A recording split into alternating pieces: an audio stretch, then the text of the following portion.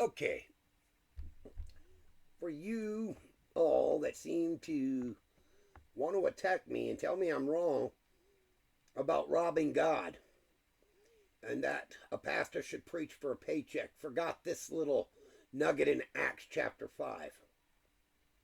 Because, yeah, you're robbing God when you do so. And I told y'all, be careful what bear you poke and what you challenge me with if you don't have scriptural evidence. I've said it 1,000 times. You're not going to change my stance. A pastor is not supposed to be paid. It is a calling and a mission.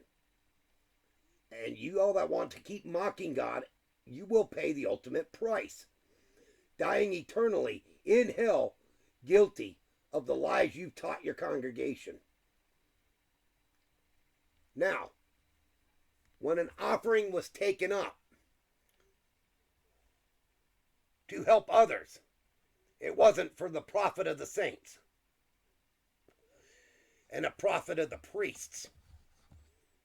In fact, it was meant to help the widows and the orphan and the destitute.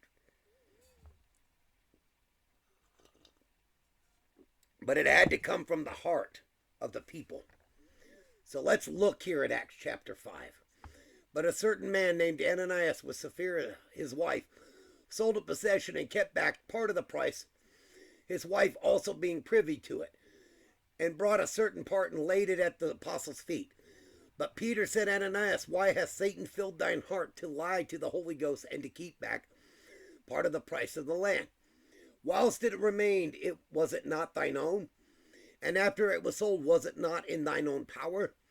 Why hast thou conceived this thing in thine heart? Thou hast not lied unto men, but unto God. And Ananias, hearing these words, fell down and gave up the ghost. And great fear came on all them that heard these things. And the young men arose and wound him up and carried him out and buried him. And it was about the space of 3 hours after, when his wife, not knowing what was done, came in.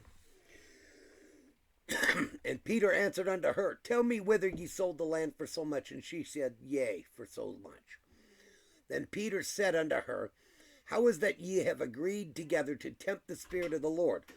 Behold, the feet of them which have buried thy husband are at the door, and shall carry thee out. Then fell she down straightway at his feet, and yielded up the ghost. And the young men came in, and found her dead, and carrying her forth, buried her by her husband. And great fear came upon all the church, and upon as many as heard these things. God will not be mocked, people. God will not be mocked. And anyone that tries to lie to God will be found out and struck dead in their sin. It hasn't changed. God hasn't acted on it. But you all that rob God, or try to lie to God or hide from God the things you do secretly, you will die eternally in the lake of fire. Stop mocking God. Stop half-hearting things that you promised to God. Quit trying to rob God and to lie to God, because the very act of lying to God will strike you dead. Mark my words. You will be dead spiritually. Don't think God won't do this to you, because this is your warning. That God is not playing games with you people that want to lie and rob him of something. It was yours. Why lie to God when you promised it to something? God will strike you dead, sure as dead can be, eternally, physically, and spiritually, as he sees need to do so. Stop mocking God. That's what I wanted to say. God bless.